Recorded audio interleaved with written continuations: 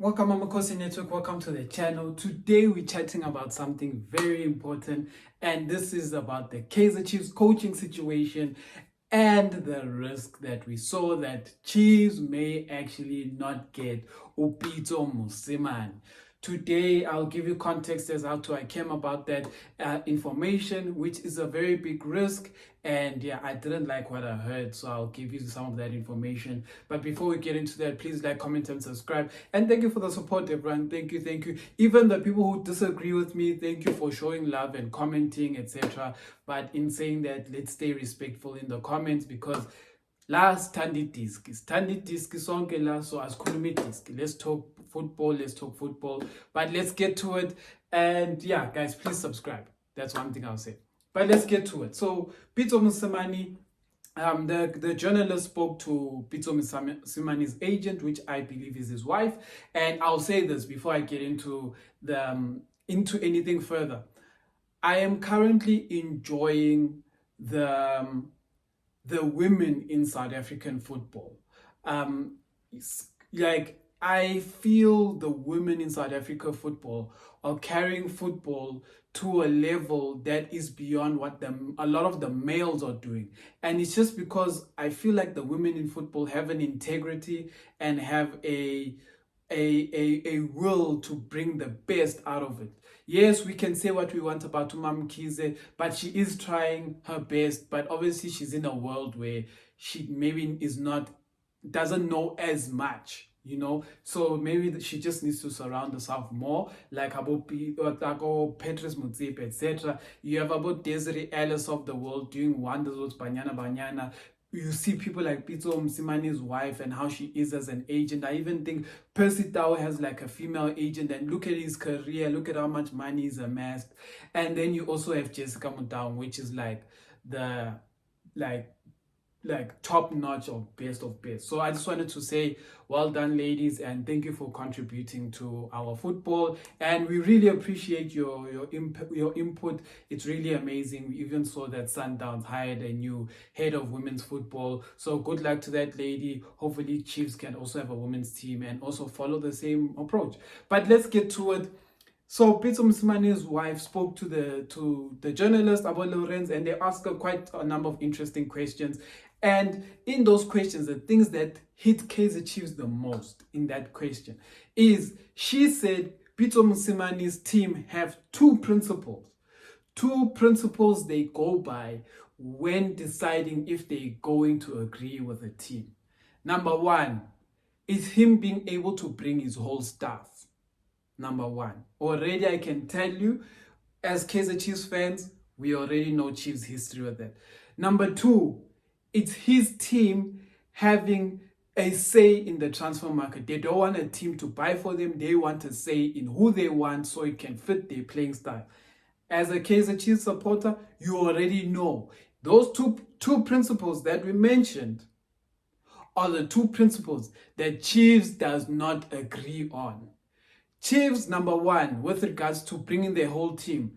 Nazaruddin Nabi wanted to bring his whole team in order for him to be able to work with the whole team. And then what did Kaizer Chiefs do? Kaizer Chiefs said, Askis, I'm sorry, Baba. We just want you. We have about others, one Dylan Shepherd, Muzi Maluleka. We have analysts. We have about medical staff. And the guy was like, I can't do my job without my team. And Chiefs was like, thanks, bye. So that was what Chiefs said to the guy, allegedly, from what we've gathered from the news. And then the second one is the coaching wanting the players he wants versus the players he gets. Let's bring it back to it. Arthur Zwane did not like Caleb Bimenyimana. It was not even a secret. Like, till today, we can tell you. Arthur Zwane not wanting Bimenyimana was not a secret. But what happened? Chiefs could not source Arthur Zwane, a quality striker, and then Ashley Dupree got injured, and then Kaizer Chiefs management went to Arthur Zwane and was like, Buga Baba. Look, Bimenyimana, Samland. And then Arthur Zwane was like, but this guy is not good enough for Kaizer Chiefs. So then Chiefs signed to Bimenyimana, and what happened? He was not good enough for Kaizer Chiefs. And at the end of the day, when you realize it, Bimenyimana and players who were signed off for Arthur Zwane like that are the ones who lost Arthur Zwane his job. Why do I say this? Under Arthur Zwane, we created so many chances. So many chances. If you have a quality striker, 15, 20 goals. Simple, easy, easy.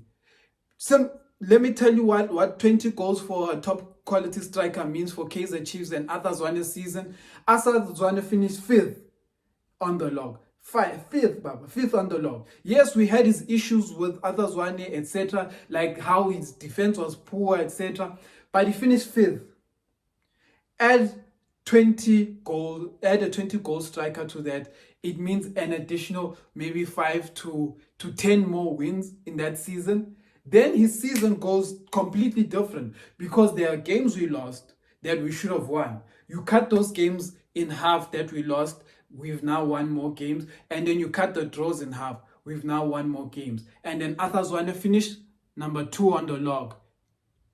You see what I mean? So Arthur Zwane also suffered from Chiefs buying him players he didn't need. Another example is Arthur Zwane wanted given Msimango, and Chiefs did not sign him.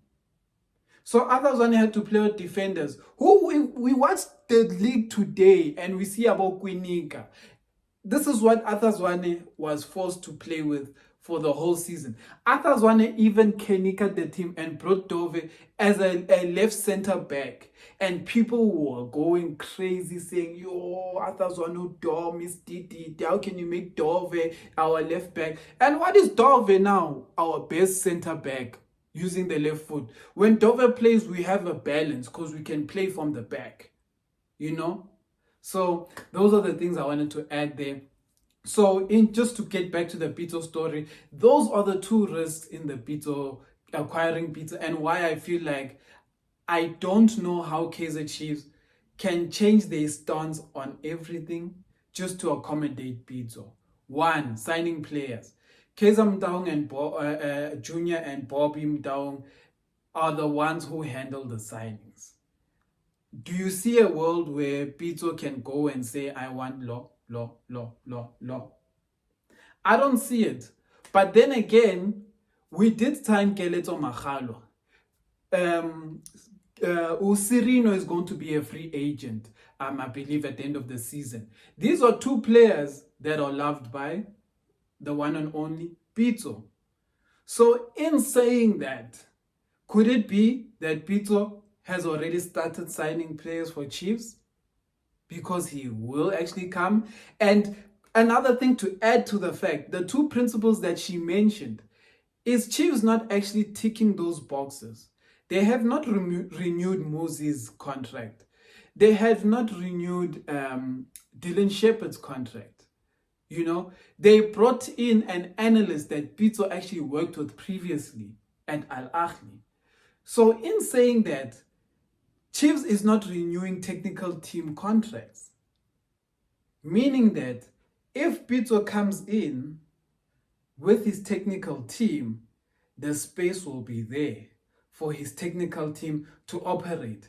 If Keletso Magalo and Sirino are Pitso's targets, it means Kaizer Chiefs is already aligning the players that Pitso wants. So that's why I'm saying there's a risk that we won't get Pitso if management takes this stance. But it's not like the end of the world in that what if Chiefs is already aligning to what Pitso wants?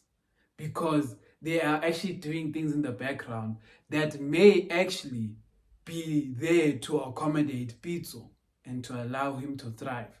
Because journalists around the country have been saying that Chiefs has started signing players already. Keletso Magalo is one. But it's been said that there are a lot of players that Chiefs has already spoken to for next season, and it's just about the season starting, this season ending, the next season starting, and we will know who those players are. Those could possibly be Pitso's players. We don't know. But in saying that, it could also be another thing that could be interesting, is that it could be Nazruddin Nabi's team that may be coming. Me, in my opinion, I'll say this. I prefer Nezreddin Nabi or Pitso Mosimane. The rest, I don't even want to hear their names when it comes to coaching us. Don't tell me about that Nigerian coach that we spoke about in yesterday's video. Don't tell me about a Spanish coach that Asmaz Gutuyenzani. Don't tell me about those things. I want proven and coaches with a actual football philosophy that we can see and see how it works. So in that, that's all I have to say. But I will say there have been people, like I think Gilbert on Twitter, I was chatting to him yesterday. He mentioned that he watches the leagues all over Tanzania and also in, I believe, Morocco or wherever Nabi plays. And he mentioned that the issue with Nabi is that has he played in a strong league like the PSL? Because in Tanzania, his league wasn't that strong. And in Morocco, there's only really two strong teams. But in the DStv Prem, SuperSport, Cape Town City, Stellenbosch, Kaizer Chiefs, Orlando Pirates, Sundowns, and then now emerging TS Galaxy.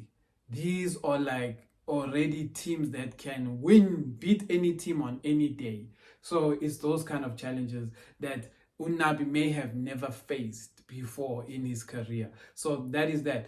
Pitso Mosimane to Chiefs at risk. Tell me what you think. Amakhosi.